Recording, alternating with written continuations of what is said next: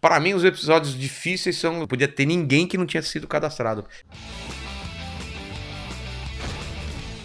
Mas então, assim, qual foi o episódio mais difícil que você teve de fazer? Para mim, os episódios difíceis são os episódios que a pessoa ela não está acostumada a participar de podcast e ela está acostumada a participar de entrevistas em rádio e em televisão. Então ela acha que tem que dar respostas concisas e boas. E aí espera a próxima pergunta.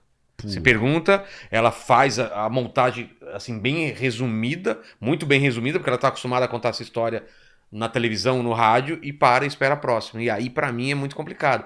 E aí eu tenho que quebrar essa pessoa explicando que isso é um bate-papo. Como que eu faço isso? No meio da resposta dela, eu coloco uma experiência pessoal. Falo, não, peraí, isso daí, nessa época eu tava... Então, assim, eu mostro ferramentas assim que ela pode falar junto comigo, ela pode perguntar coisa pra mim. Então, assim, algumas dá certo e outras não. Fica uma coisa bem truncada, né?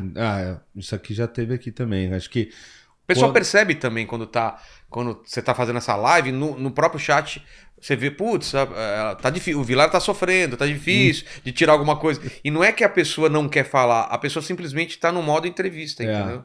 Não, mas tem gente que tá no modo entrevista, tem gente que não quer falar e tem gente que não sabe falar. Assim, aí o cara dá resposta não saber assim, falar curtinha, também é difícil. né? A pessoa, já aconteceu isso, uma pessoa que, normalmente quando ela estoura numa rede social, tipo TikTok ou Insta, só que ela acabou de estourar e ela não tá acostumada ainda a dar entrevista e falar sobre a vida. Então, ela fica muito nervosa, né? E aí fica difícil também. Mas eu achei que você ia falar do Bolsonaro, cara. Bolsonaro... De dificuldade. Cara, porque não deve ter sido foi. difícil. Não foi. Foi difícil.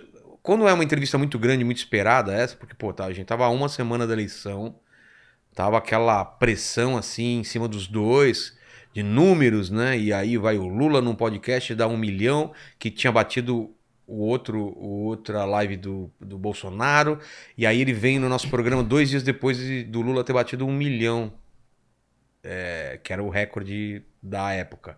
E aí tinha aquela pressão, será que ele vai bater o recorde? Será que ele vai falar tudo? Será que não vai falar? Sempre quando o Bolsonaro dá entrevista, a galera todas as atenções, porque o que ele vai falar? Vai falar besteira? Vai soltar alguma coisa? Vai cair em contradição? Então tava todos os olhares lá, porque com certeza não era só bolsonarista que estava assistindo. Não, sem Foram dúvida. 1.800.000 pessoas. Todo mundo, assim, queria... O pessoal que votou no Lula, o pessoal de outros partidos, todo mundo tava lá, cara. Aquilo lá era o acontecimento do dia. Então foi a primeira vez na minha vida que eu tava aqui falando com outra pessoa, com uma pressão de eu sei que tem muita gente assistindo e eu sei que eu não posso falar besteira, eu não posso ser mal educado com o convidado, como eu nunca sou, eu sempre sou. Só que por se tratar de um político, eu tenho uma política de apertar um pouco mais, de em certo momento, colocar umas perguntas mais espinhosas que tem que ser feito, porque o cara é político. Se eu não fosse político, eu não iria ser desagradável com a pessoa se ela não quer falar. Mas com político, você tem que ser ainda mais perto de uma eleição. Então, eu acho que foi uma mistura perfeita. Estudei bastante ele, teve a pressão do dia anterior, da semana, né? Até chegar. E aquele negócio que vem gente com cachorro pra checar o lugar, né? Cães farejadores. Toda a comida que a gente comprou foi checada. A Fabi, que trabalha com a gente, teve que comer uma coisa na frente do cara, experimentar para ver se não tá envenenado. E os caras que esqueceram, vou falar, falha na segurança da presidência. Os caras não checaram a jujuba, que ele se entupiu de jujuba. Se tivesse envenenada, teria morrido Ele antes da eleição, cara. entubado. Teria ido pro saco, entendeu? Então, assim... E muita gente, né? Muita gente veio com ele. A gente pediu só para não ficar muita gente lá no estúdio, lá embaixo. Então, a gente colocou umas cadeiras na parte de cima para ficar a equipe e os seguranças lá. Muita gente no portão de casa, esperando ele sair para tirar foto, essas coisas. E foi... Quando começou o papo mesmo, foi tranquilo. Eu tava tranquilo. Porque eu tava muito bem preparado e ele tava disposto a falar. Então, foi uma combinação perfeita. Uma coisa foi engraçada que ele falou, o Lula aí pode ver, ele não fica muito tempo falando, porque não quer cair em contradição e tal, e eu tô aqui aberto, pode perguntar qualquer coisa. Ele foi em outro lugar e ficou 1 hora só. Aí quando pediram pra ficar mais, ele foi embora. Beleza, tá continuando o papo. Aí dá 1h40 por aí, assim, quase 2 horas, ele fala, putz, eu tenho, você desculpa, Vilela, mas eu tenho, e era verdade, tinha não sei quantos prefeitos esperando ele num evento grande, assim. O assessor já tinha me falado.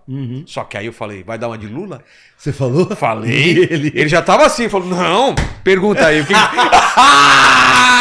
É só provocar. Nossa, aí o cara falou, não, vai, pergunta. Caraca. Os caras desesperados, ele tem horário. Ele falou, não, agora eu vou ficar mais. E os caras esperando aquilo lá. E ele, tu mandou mais tudo a nada, cara. Mais 1h30 de podcast, cara. Papo reto, Papo caralho. reto, cara. Caraca, mané.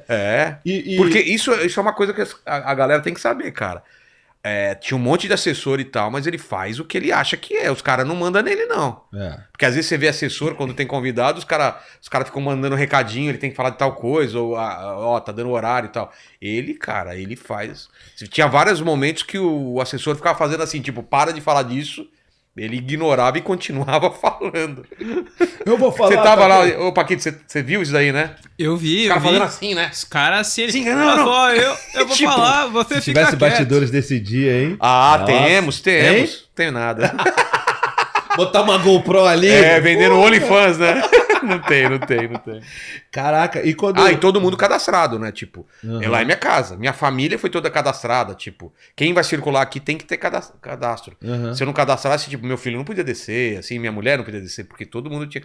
Não podia ter ninguém que não tinha sido cadastrado, pra eles checarem e tal. Cara, o Rica, quando veio aqui, ele falou que ele sentiu uma pressão absurda de fora, de gente que... Porque o Rica entrevistou, assim, foi depois do Flow, né?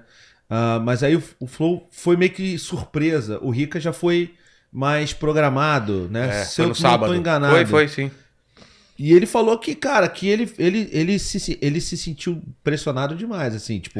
Porque ele falou que muita gente, muitos políticos ligaram pra ele, pedindo assim, faz o favor, pergunta aqui, fala de mim, não sei o quê. E os políticos da direita e políticos da esquerda falando assim, pergunta, se você perguntar, não só políticos, tá? Jornalistas também. Ele falou que jornalistas, amigos, se você perguntar isso pra ele, ele vai se enrolar. Isso aconteceu com você? Alguém te ligou, alguém te encheu o saco? Não, só amigos. E aí foi mais ou menos nesse... E eu liguei pra alguns amigos também pra me consultar, né? Falei, e aí, cara, o que você acha?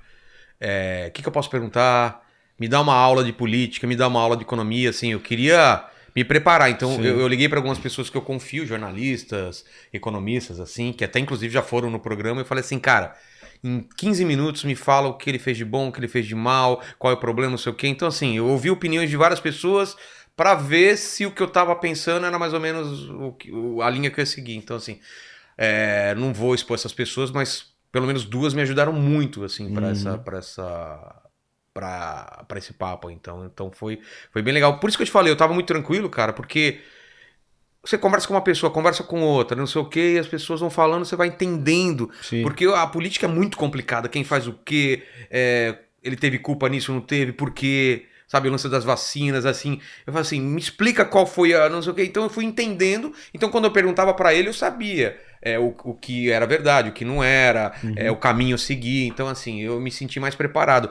Como normalmente eu não me preparo tanto, porque eu gosto de me surpreender um pouco. Claro, eu faço estudo, eu tenho uma pauta de estudo que entra na minha cabeça, mas a partir do momento que começou a live, eu não tenho nada escrito, não tenho nada, e vamos lá.